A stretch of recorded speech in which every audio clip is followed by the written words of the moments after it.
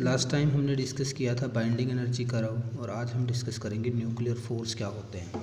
तो स्टार्टिंग करते हैं न्यूक्लियर फोर्स क्या होते हैं।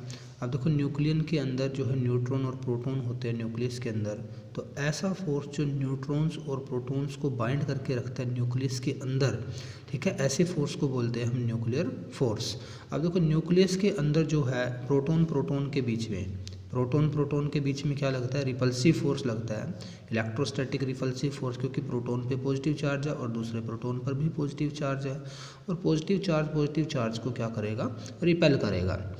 तो फिर भी क्योंकि प्रोटॉन के पास जो है पॉजिटिव चार्ज है, फिर भी जो है वो दोनों न्यूक्लियस के अंदर जो है क्या रहते हैं, बाइंड अप रहते हैं। तो कोई ना कोई फोर्स रिस्पॉन्सिबल है, ऐसे फोर्स को बोलते हैं हम न्यूक्लियर फोर्स। तो nuclear forces are strong forces of attraction which hold together the nucleons. Nucleons किसको कहा है, न्यूट्रॉन और प्रोटॉन्स को बोला है यहाँ पर। तो न्यूक्लियंस को जो है टिनी न्यूक्लियस के अंदर बाइंड करके रखते हैं in spite of strong electrostatic force of repulsion between protons. क्योंकि प्रोटॉन्स के बीच में स्ट्रॉन्ग इलेक्ट्रोस्टैटिक रिपल्सिव फोर्स है, फिर भी न्यूक्लियन जो है न्यूक्लियस के अंदर बाइंड अप रहते हैं। तो कोई ना कोई फोर्स रिस्पॉन्सिबल होगा और उस फोर्स को बोलते हैं हम क्या, न्यूक्लियर फोर्सेज। नेक्स्ट हमारे पास आता है करैक्टरिस्टिक, हम करते हैं न्यूक्लियर फोर्सेज की। सबसे पहले करैक्टरिस्टिक हम करते हैं, nuclear forces are independent of charge.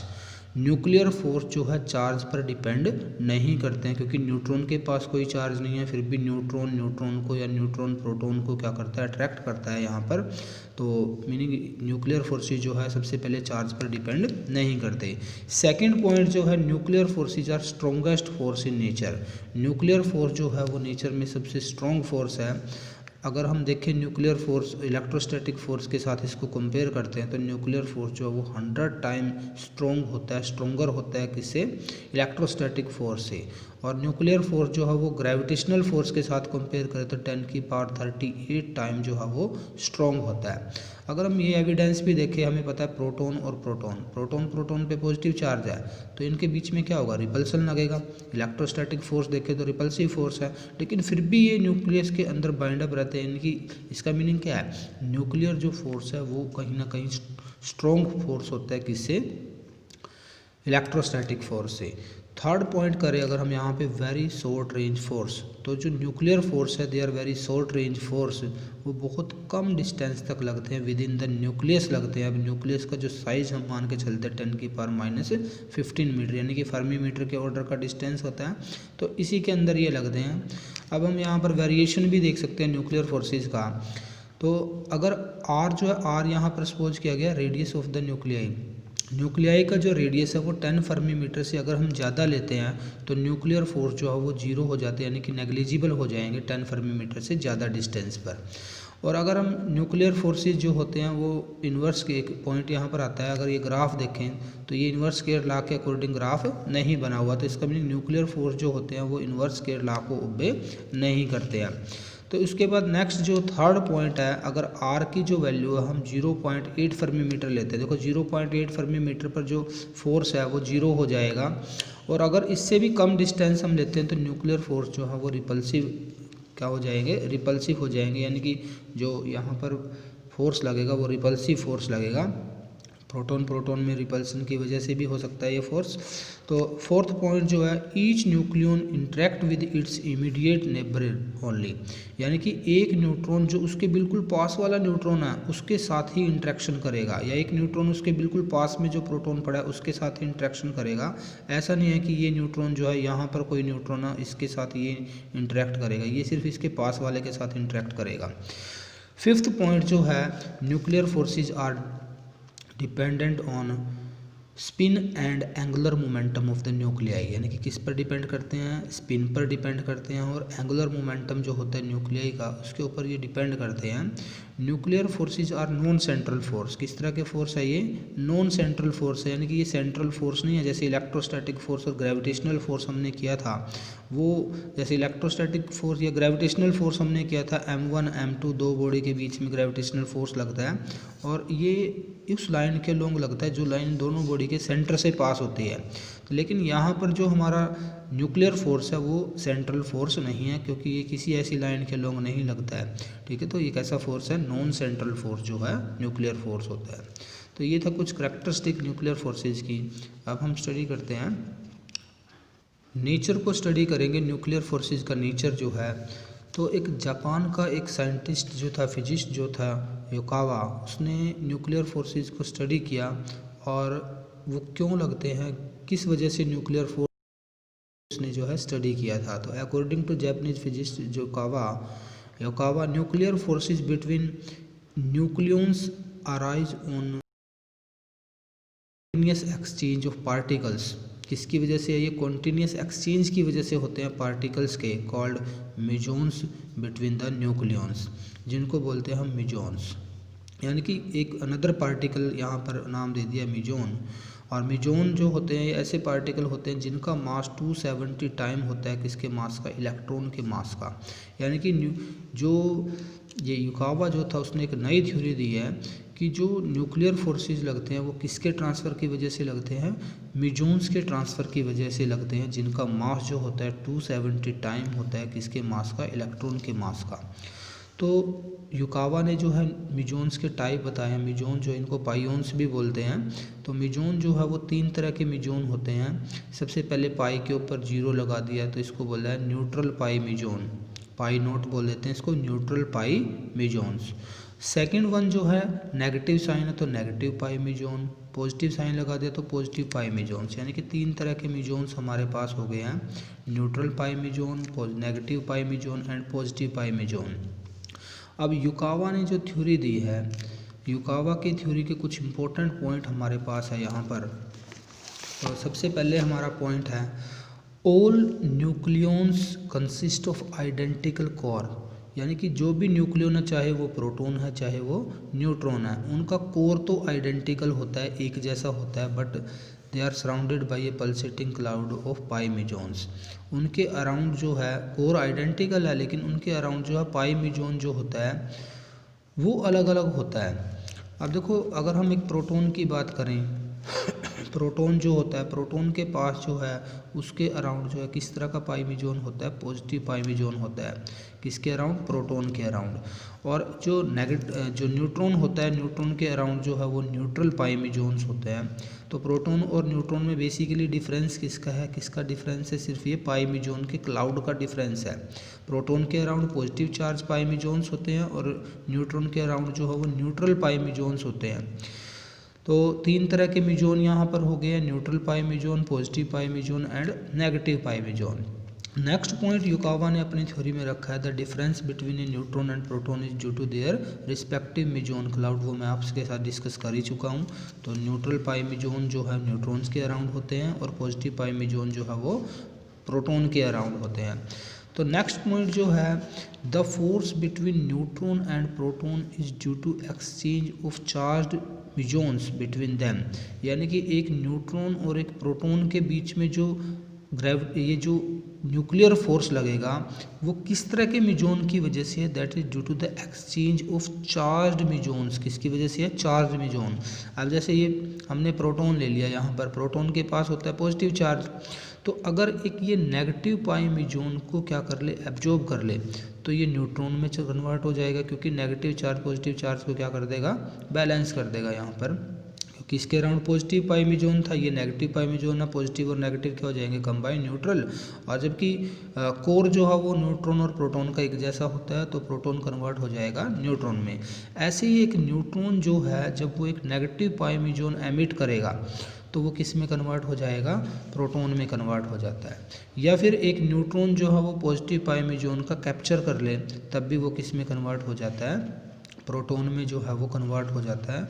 या फिर एक प्रोटॉन पॉजिटिव पाई मिजोन का एमिशन कर दे, तब वो किस में कन्वर्ट हो जाएगा? एक न्यूट्रॉन में कन्वर्ट हो जाएगा। किस में कन्वर्ट हो जाएगा? न्यूट्रॉन में।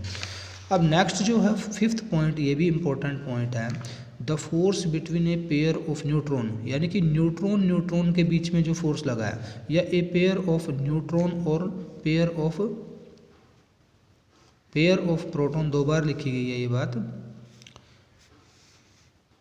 और a pair of proton are result of exchange of neutral pi mesons between them. यानी कि न्यूट्रॉन के बीच में जो फोर्स लगा है वो न्यूट्रल पाई मिजोन के ट्रांसफ़र की वजह से लगा है, और प्रोटॉन के बीच में जो फोर्स लगा वो भी किसकी वजह से लगा है?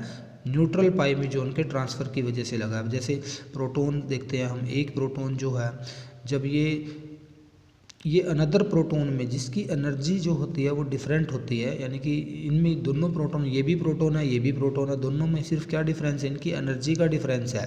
तो एक न्यूट्रल पाई म्यूजॉन का एमिशन करके या फिर प्रोटॉन न्यूट्रल पाई म्यूजॉन का क्या करके उसको एब्जॉर्ब करके या कैप्चर करके भी किस में कन्वर्ट हो सकता है, अनदर प्रोटॉन में। ऐसे ही एक न्यूट्रॉन जो है वो न्यूट्रल पाई म्यूजॉन का एमिशन करके या एक पाई म्यूजॉन न्यूट्रल पाई म्यूजॉन को एब्जॉर्ब करके अनदर न्यूट्रॉन में कन्वर्ट हो सकता है। अब ये जो न्यूट्रॉन्स होते हैं इनमें बेसिकली क्या डिफरेंस है, सिर्फ इनकी एनर्जी का डिफरेंस होता है। तो in both cases a proton और a neutron is converted into new state. देखो यहाँ पे बात होगी ना न्यू स्टेट की, यानी कि इसकी जो प्रोटॉन है जब दूसरे प्रोटॉन में कन्वर्ट होगा या एक न्यूट्रॉन अनदर न्यूट्रॉन में कन्वर्ट होगा तो उसकी स्टेट जो है वो चेंज हो जाती है आफ्टर एमिटिंग और absorbing the neutral pi mesons. Neutral pi meson को जो है एब्जॉर्ब करने के बाद या एमिट करने के बाद उसकी स्टेट में चेंज आ जाता है। यानी कि दो जो कन्वर्जन हुआ है यहाँ पर एनर्जी में थोड़ा सा डिफरेंस आ जाएगा। तो this exchange of pi meson between nucleons keeps the nucleon bound together, it is responsible for nuclear forces. तो ये पाई म्यूजॉन का जो ट्रांसफ़र एक्सचेंज होता है यही रिस्पॉन्सिबल होता है किसके लिए, न्यूक्लियस के अंदर जो फोर्स लगा हुआ उसके लिए ये रिस्पॉन्सिबल है। तो अब हमारे पास नेक्स्ट जो टॉपिक है, बिल्कुल छोटा सा टॉपिक हमारे पास है, एक एग्जांपल आप इसके लर्न कर सकते हो। गिवन है न्यूक्लियर रिएक्शंस। तो न्यूक्लियर रिएक्शन क्या होती है, अब देखो nuclear reaction represent the transformation of one stable nuclei into another nuclei.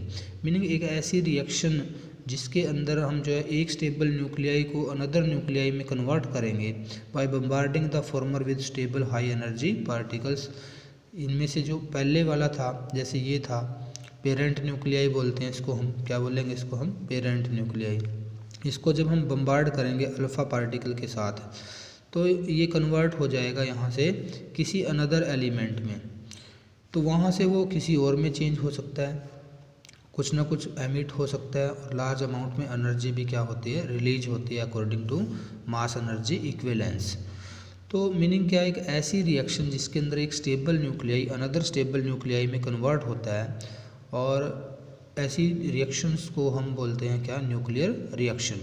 तो न्यूक्लियर रिएक्शन में ये हमने क्यू लिया है, ये क्यू जो है ये एनर्जी या तो रिलीज हो सकती है, तो डिपेंड करेगा in nuclear reaction in which Q value is positive energy released. अगर क्यू वैल्यू क्या है, पॉजिटिव है, तो ऐसी रिएक्शंस को बोलते हैं एक्जोथर्मिक, जैसे कि आप पढ़ते आए हो केमिस्ट्री में। और क्यू अगर जो है ये नेगेटिव है तो एनर्जी हमें देनी पड़ेगी इनिशियली रिएक्शन को कैरी करवाने के लिए, तो ऐसी रिएक्शन को हम बोलते हैं एंडोथर्मिक रिएक्शंस। तो दो तरह की रिएक्शन हमारे पास होगी, एक्जोथर्मिक एंड एंडोथर्मिक रिएक्शन। तो न्यूक्लियर एनर्जी क्या होती है, energy released in nuclear reaction. तो जितनी एनर्जी इस रिएक्शन के अंदर रिलीज होती है उसको बोलते हैं न्यूक्लियर एनर्जी। तो इसके बाद हमारे पास जो है न्यूक्लियर रिएक्शन के टाइप हमारे पास गिवन है। तो न्यूक्लियर रिएक्शन हमारे पास दो तरह की होती है, nuclear fission and nuclear fusion, जो कि आप 10th क्लास में भी पढ़ के आए हो। तो हमें बड़ा शॉर्ट में करना है यहाँ पर। न्यूक्लियर फिजन क्या होते हैं, सबसे पहले द फिजन क्या है, देखो फिजन ब्रेक होना, the phenomena of splitting of a heavy nuclei, heavy nucleus का इंटू टू और मोर लाइटर न्यूक्लियाई। यानी कि एक हैवी न्यूक्लियस का स्प्लिट हो जाना दो या दो से ज़्यादा लाइट न्यूक्लियाई में, इस प्रोसेस को बोलते हैं न्यूक्लियर फिजन रिएक्शन। तो एक रिएक्शन का एग्जाम्पल यहाँ पर लिखा हुआ है, यूरेनियम 235 जिसका मास नंबर है और 92 जो है वो एटॉमिक नंबर। जब एक स्लो न्यूट्रॉन के साथ, ये न्यूट्रॉन लिखा हुआ है, इसको हम इसके ऊपर बम्बार्ड करते हैं तो ये दो स्टेबल न्यूक्लियाई में बेरियम और क्रिप्टॉन में कन्वर्ट हो जाता है। बेरियम का मास नंबर 141 और एटॉमिक नंबर 56, ऐसे क्रिप्टॉन 92 और 36, और 3 नए न्यूट्रॉन यहाँ पर कन्वर्ट होते हैं, प्रोड्यूस होते हैं सॉरी। और क्यू जो है वो amount of heat energy release होती है। तो ये यहाँ पर जो मास डिफेक्ट आता है, अगर हम इनका मास डिफेक्ट देखें तो इतना मास डिफेक्ट यहाँ पर आ जाता है 0.2153 एटॉमिक मास यूनिट। अगर इसका एनर्जी इक्विवेलेंस पर फिजन हम फाइंड आउट करें तो 931 मेगा इलेक्ट्रॉन वोल्ट से मल्टीप्लाई करके इसको, तो ये हमारे पास नियर अबाउट वैल्यू कितनी आती है 200.4 मेगा इलेक्ट्रॉन वोल्ट आती है। यानी कि जब यूरेनियम का एक बार एक फिजन होता है, सिंगल फिजन के अंदर जो है कितनी एनर्जी रिलीज होती है 200 मेगा इलेक्ट्रॉन वोल्ट के आसपास जो है एनर्जी वो रिलीज होती है, जो कि बहुत ज़्यादा अमाउंट होता है एनर्जी का। स्लो न्यूट्रॉन्स की बात करते हैं या थर्मल न्यूट्रॉन की, क्योंकि ये जो न्यूक्लियर रिएक्शन थी हमारी, इसमें हमें न्यूट्रॉन जो चाहिए थे फ्यूजन रिएक्शन के अंदर यूरेनियम को बम्बार्ड करने के लिए, वो स्लो न्यूट्रॉन यानी कि थर्मल न्यूट्रॉन चाहिए थे। तो लो एनर्जी के जो न्यूट्रॉन होते हैं या जो स्लो मूविंग न्यूट्रॉन होते हैं उनको बोलते हैं हम क्या, थर्मल न्यूट्रॉन।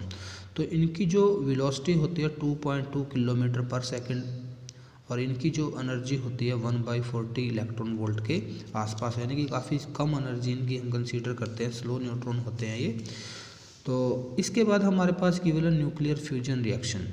अब फ्यूजन में क्या है हमारे पास, एक ऐसी रिएक्शन है, ये भी न्यूक्लियर रिएक्शन है जिसके अंदर दो लाइट न्यूक्लियाई, देखो बाइंडिंग एनर्जी कर्व जब हम कर रहे थे तो हाइड्रोजन की जो यानी कि लाइट न्यूक्लियाई जो थे उनकी बाइंडिंग एनर्जी काफ़ी स्मॉल कम थी, जिसकी वजह से वो क्या थे, अनस्टेबल। और जबकि हीलियम के केस में या हैवी न्यूक्लियाई जो थे उससे, उनके केस में जो एनर्जी थी बाइंडिंग एनर्जी पर न्यूक्लियन वो थी ज़्यादा, यानी कि वो स्टेबल थे। तो लाइट न्यूक्लियाई जो है वो कंबाइन होकर क्या बनते हैं, हैवी न्यूक्लियाई बनते हैं। तो इस प्रोसेस को हम बोलते हैं क्या, न्यूक्लियर फ्यूजन रिएक्शन।